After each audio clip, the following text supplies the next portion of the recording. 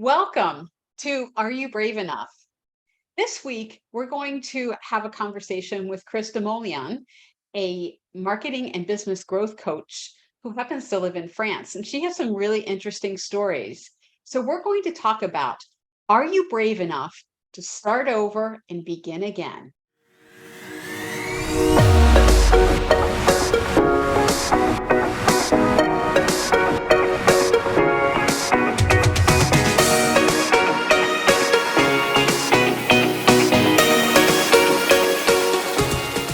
Welcome to this week's episode of Are You Brave Enough? Today, we're having a conversation with Krista Molian. Krista is a former Silicon Valley tech entrepreneur, marketing consultant, business coach, blogger, and the founder from 0 to 6 Academy, which is an educational platform providing training around entrepreneurship for aspiring and early stage coaches, consultants, and service-based providers. She is also a mom of 4. She loves the beach, podcasts, which is a good thing since she's on this one, and travel. She is also working on her first book, a memoir, which personally can't wait to read. So, welcome, Krista. I'm so happy to have you here today.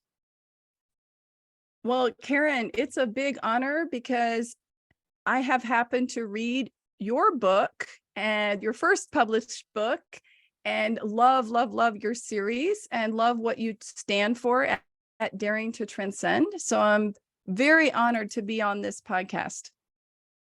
Well, you are a risk taker in many areas of your life, which is why I'm so excited to have you here. You and I have had a lot of conversations about those since you are also my business growth coach and a great one at that. So I'm very happy to have you here. And I really would love to start just by hearing a little bit about your risk-taking journey, because I know you've mentioned to me, and that's why the show is called Are You Brave Enough to Start Over and Begin Again? You've done this a number of times in your life. So could you tell us a little bit more about that? Maybe one of them, the big one? I don't know. You can start where you want. Well, how long do we have? Should I go into my whole memoir? No. No, seriously, I want to just give a brief overview so that your listeners get an idea of the two sides of my life. There's childhood and adulthood. And we're going to focus today more on adulthood because as an adult, you have choices to take risks. When you're a child, things are imposed on you and you don't have full control legitimately. But let me just briefly say that my childhood was quite turbulent because my parents met in Iceland, moved to Dakar, Senegal. Then my parents separated. My dad stayed in Africa. My mom went back to the United States with me, put me at my grandparents' house, and decided to go off and live her life. And I had contact with her regularly, but I was in the care of my elderly grandparents. And eventually things didn't go so well. And I became a ward of the state. I went through foster care. I went through a lot of trauma. And when I was 13, I moved to Africa to my dad. And from then onwards, I moved pretty much every year until I turned 18. So 13 to 14, 14 to 15, 15 to 16. And it was just like back and forth, mostly related to my education. And my dad wasn't living in a place where I could get proper education. I had to get homeschooled. And so I kept moving around to different relatives.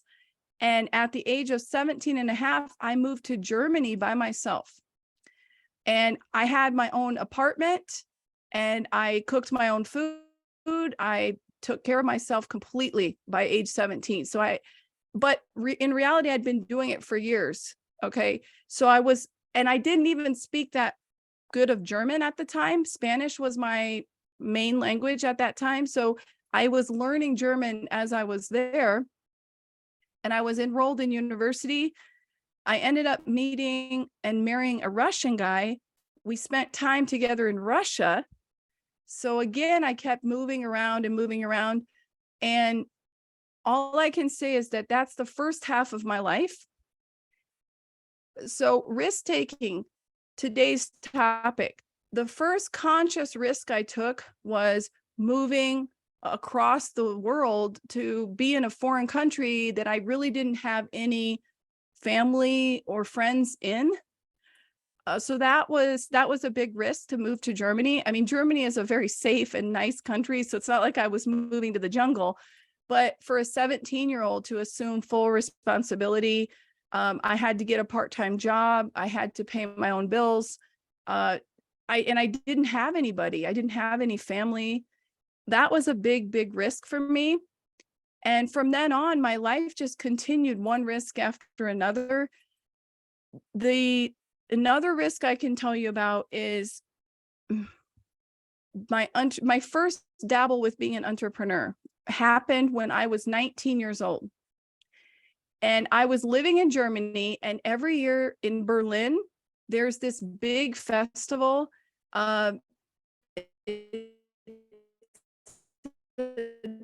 Techno music festival.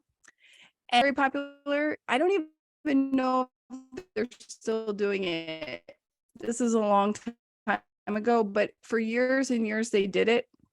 And we got together with a tattoo artist, so he was very good at drawing and sketching. And we went to a local printer and printed out like 200 t-shirts that he had based on a sketch that he had hand drawn for this festival. Now, this was actually illegal at the time because there was an official sponsor with booths, and the t-shirts were super expensive, like at concerts, like $45. You had to stand in line, and then they had these boring official t-shirts that didn't even look good. We sold these really cool t-shirts, but we literally had our boxes of t-shirts, and we had someone standing guard. And then I was going out and approaching people and asking them if they wanted to buy the t-shirt. And I had it on me so that I was modeling it. And here I am, this 19-year-old blonde girl speaking so German, and going around. And I spoke French, English, Spanish, because it's an international crowd. And I had to sell these t-shirts to people. And then we had someone come and say, be careful, the police are coming. They're looking for people who are like illegally selling stuff. So we had to run and hide.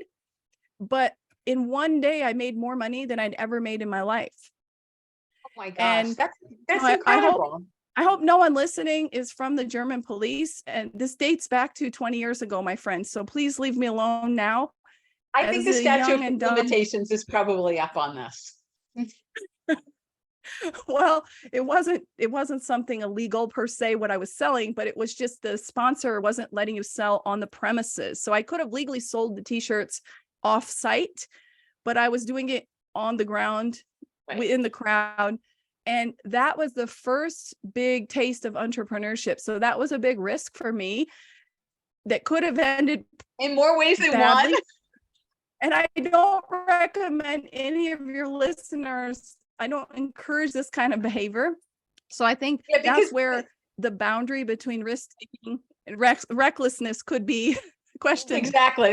That's exactly what I was about to say. We talk about taking risk here, but we don't encourage recklessness. So, one of the slogans of the business is risky, not reckless. So hashtag risky, not reckless. And that's a little reckless, but we're 19, we are reckless when we're 19, and in our 20s. That's often when we're reckless. And sometimes, that's a good thing. I mean, that's not all bad because it's part of growing up, right? It's part of experimenting with where the boundaries of our lives are. And I love that you had that entrepreneurial spirit so young. I mean, obviously it's stayed with you. So you've taken a lot more entrepreneurial risks in your life too. Just another story that your listeners might appreciate was being about 21 years old and purchasing a car in Germany on behalf of some Russian people. It was right after the perestroika, after the wall fell,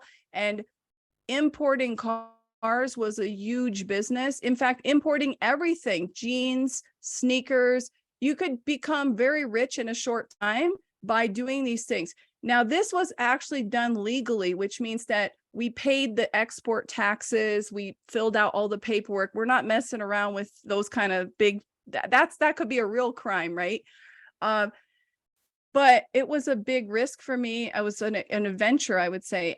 And that's an interesting topic, is like, my whole travel from Germany to Russia, it took 2 days, and we're traveling through, getting on a boat, bringing the car on a boat in Sweden, then getting to Finland in Helsinki, then driving across the border. And I remember being in this nice new Volkswagen Jetta, being a 21-year-old American at the Finnish-Russian border, standing in line to go through the control with these Russians with their Kalashnikov guns and their Soviet-looking stoicism faces. And all the cars around us were trucks. They were truck drivers who were going always back and forth between Russia and Finland.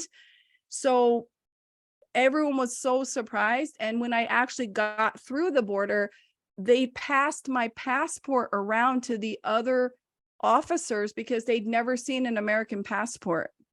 Oh, wow. And they were so shocked. What is a 21-year-old American girl doing here in the middle of the dead of the winter with snow piled up all around at this really remote entry point to get into Russia?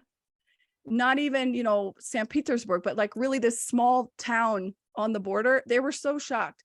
So I think I've had a lot of adventures in my life, but what I want to tell your audience is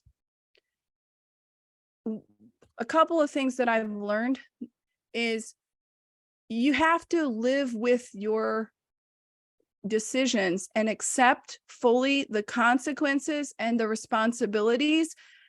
But it goes both ways, Karen.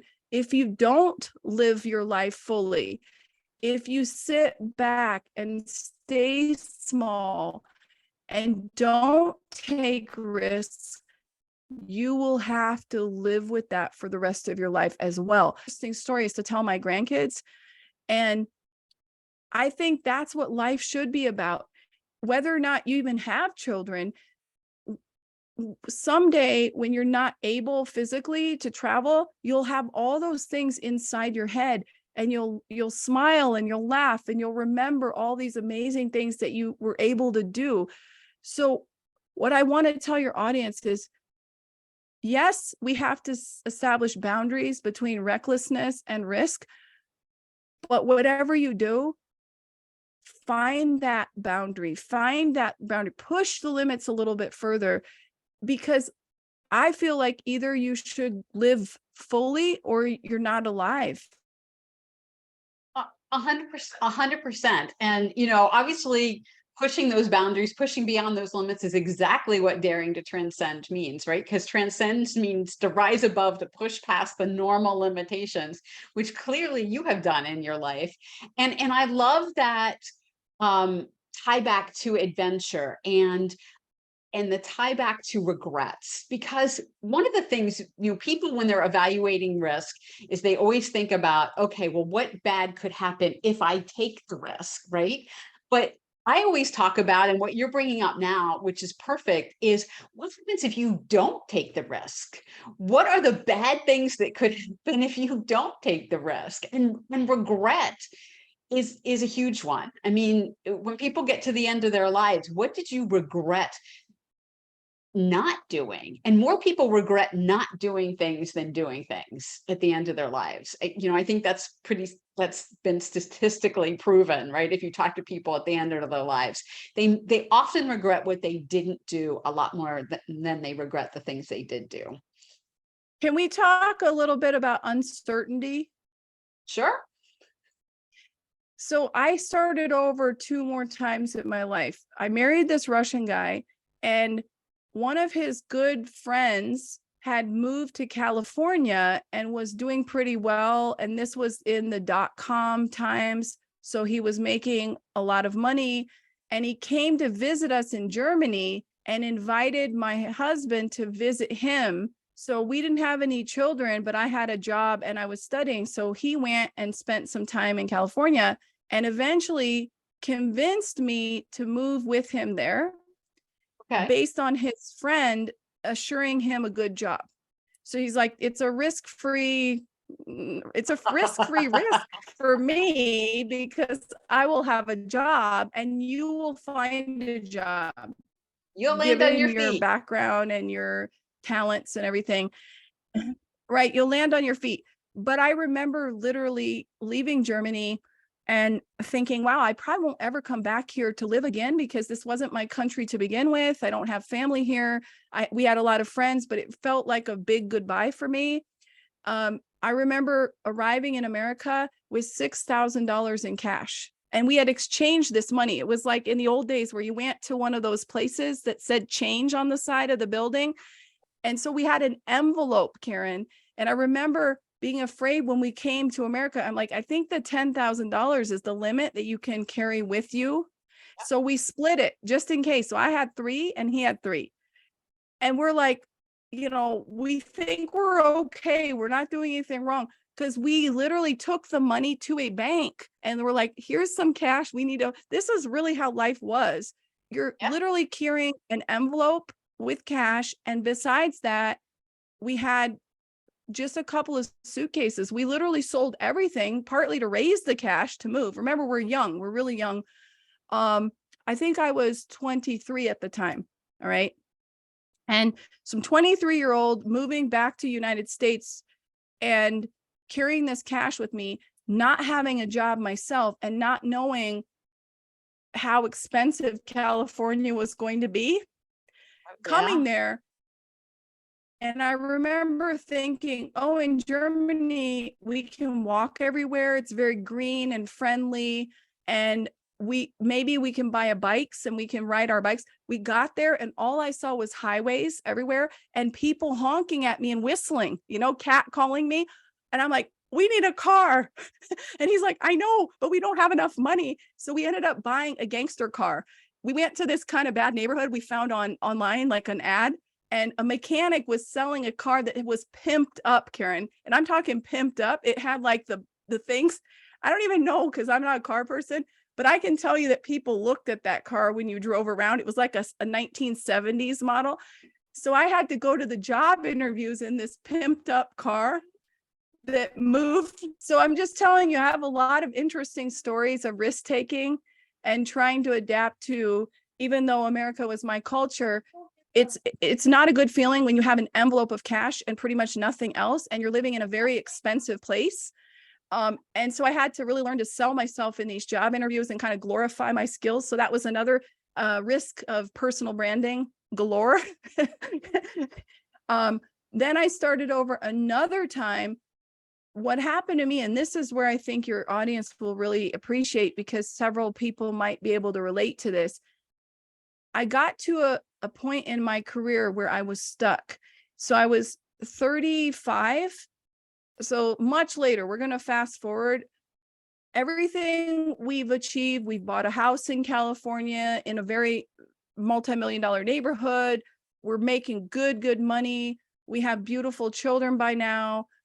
You would think, okay, that's it. Life is set. Except something happened to me. And my husband said, I think you're depressed. Like you showing signs of depression. And I said, no, it's not, because I feel hungry for life. Like I'm not depressed. Like I don't want to go out. On the contrary, I feel restless. I want to travel. And I was trying to convince my husband to do like a house swap and move to Australia for a year with the kids. And I even found the schools for them and everything. I mean, I was serious about this. Okay. So I'm like, oh, people do it all the time. Let's take a sabbatical. Let's go there for a year. We can swap houses with people. We'll be fine. And my husband and I, we got like this, where he was like, I'm not moving. I love my job. I love everything I'm doing. I want to continue. I don't want to change a thing. And I was going nuts, Karen.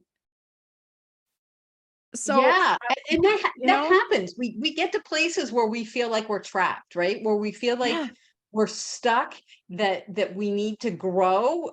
I think I used the analogy in one of my other videos about, being stuck in a pot, right? In a pot that we've outgrown.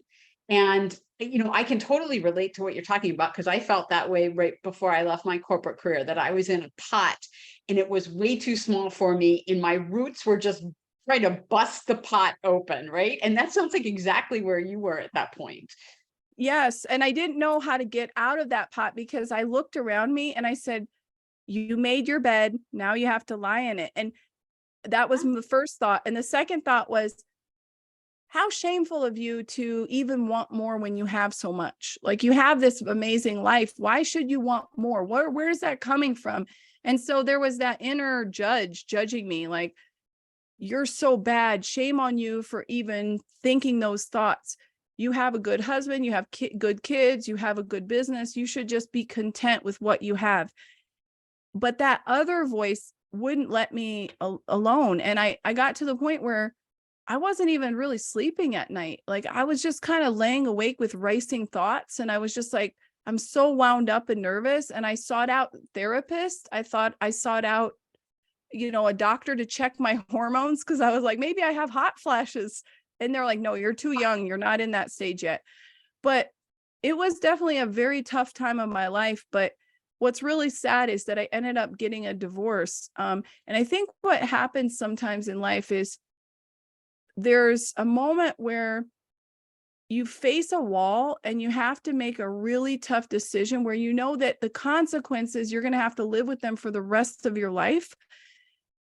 And so it took me about 2 years to even come to the conclusion of figuring out, what needed to change in my life. But when I say I started over, here's what happened. I got a divorce. I sold my shares of my agency. After the divorce, we made the decision that it was better to sell the house and split the money. I wasn't fully on board with that. In my mind, he should just continue living there and I would figure things out. But he wanted a fresh start too. So we ended up selling the house. So here I am. And I remember this moment. I'll never forget this moment, Karen, where I am driving this giant moving truck. I don't even know how normal people can drive that with a normal license, but I guess it's just under the weight limit that you can. So I'm in this giant moving truck and I'm driving towards this storage place to put my stuff in the storage. And I'm thinking to myself, wow, everything I own is literally in this truck. And it gave me kind of like goosebumps to think that. And I was like, this is what it feels like to really start over. And then I thought, is this how life is? And what I took from that moment was actually this revelation that I'll be fine no matter what, because I don't need things. I can always start over. I can always rebuild my life and I can always try to live a life of purpose. And I think that's another thing for your listeners is when you're thinking about being brave enough to start over, I'll go back to what I said earlier. What are the consequences if you don't? And I felt that I was suffocating, Karen. I felt like if I don't leave, I'm not going to be okay. And there was severe consequence. I mean, my kids had to have 2 homes. I ended up not buying, but renting a house. My kids came there and it was right down the street from my ex, which is kind of crazy. Okay. But they could walk between our houses. Can you imagine? I was kind of lucky to find that house, by the way. So I rented a big house that was just around the block from my ex's. But I felt for the first time I could breathe again. I was like, oh, and the agency, it fell off my shoulders. I felt like I need to start a new business. And I had all these crazy business ideas. So starting over is possible at any age, in any circumstances. But one thing I really don't regret is I didn't want to continue suffering because my logical brain would say, well, this will have financial consequences. Your kids won't be happy about this. So there was all these voices, internal as well as external. All my family was against my decision. My employees were shocked. Like, why would you leave the agency? Like, are you okay? And I'm like, yeah, I've never been better. Like, for the first time in a long time, I'm making these decisions, these big, bold decisions. But it just had this weightlessness about it, this freedom, this sense of adventure. And so that's my story of starting over. And then what happened to me now is COVID hit. And so again, I started over, Karen. So in COVID times, I still hadn't bought a new house yet. I was still renting the house. And my dad said, why don't you come spend time here in France? Like, now is a good time. You're kind of in between things. The kids can stay with your ex. They'll be fine. And so I took the youngest one and I came to France, and the rest is history because COVID hit. So then we were in lockdown. Then my dad got COVID and unfortunately didn't make it, passed away. And then I had like kind of like the inheritance stuff to deal with, the family stuff to deal with. And I just said, you know what? This was a sign. I'm going to put my daughter in the local school here. I'm going to work online and I'm going to be fine. And this is how it's meant to be, at least temporarily.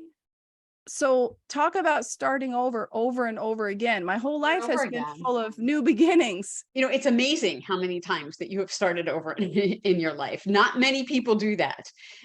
But I love your message in that anybody can start over at any time in their life. You know, we're forced to start over, right? By a death in a family, like you were this last time, or by getting laid off, or by, you know, our spouse choosing to divorce us, or whatever. There's a lot of things that often trigger those events in our lives where we have to start over, at least in one aspect of our lives. But when you get to that point where you feel like you're going to just die if you don't start over, if you don't do something different, when you feel like your soul is shriveling up inside, you know, those are the times when I think it's so hard, because like you said, you've got all these voices, you know, your own voice, your own rational voice telling you, you can't do this. Other people's voices. I know when I left my corporate job, my boss looked at me and said, you know, there's not many people that would walk away from a job where you're making this much money to go off on your own and follow, you know, what you think is your purpose. And I always feel like he was half admiring and half thinking I was crazy at the same time, because it's so hard when you're faced with so much external and internal pressure, but at the same time, you know, in your gut, you know, you have that inner knowing that you have to do something different. And it makes me so sad when people can't get to that point where they do it. Either they don't have the internal strength, they don't have the support, they don't have the confidence, they don't, you know, for whatever reason, they can't do it. And a lot of people get stuck in those situations. And then again, it goes back to what you said about regrets. I mean, we regret those things. So it's amazing what you've done as far as, you know, starting over and beginning your life again, over and over again. But it's, look what you've done with it. And you clearly have no regrets about it. So what if you could boil this whole conversation down to one quick summary, what would you say about your biggest takeaway from all of your starting over has been? Follow your North Star and fully assume responsibility for your own happiness. That just boils everything down to that one sentence, because what we tend to do, especially us women, and I know a lot of your listeners are female, not all of them, but a lot of them. And I want to say, especially women, we're natural caregivers. So we put our needs last, and we always worry about what society is going to think. What are our parents going to think if they're still alive? What are our spouses, cousins, friends, bosses, colleagues going to think? We're always putting those thoughts first before our own needs. And once you make the switch and you start listening to your North Star, listen to that internal compass, that intuition that you talk a lot about, Karen. I know maybe we just don't use the same words, but I know that's exactly what it is. That inner sage is the word you use, right? Yep. Once you start listening to that North Star inner compass, you know the answer. And the answer, you can't be afraid what it tells you. Sometimes that fear will come out because whenever you're making anything big happen in your life, I think we have to get over the negative association with fear and with risk taking in general. Once and for all, can we abolish that and say risk taking is good, fear is good? Those feelings that you're feeling, all of it means is you're doing something big. Think about people going on stage to accept a Grammy Award. Don't you think their heart's beating out of their chest? They're terrified. Even experienced actors have admitted that they get sweaty palms when they have to go and speak in front of a crowd.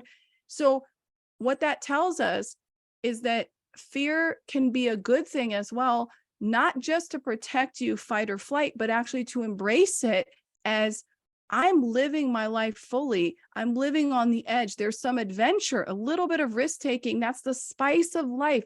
And the main criteria, look in the mirror and look into your eyes and see, do I still have the fire in me?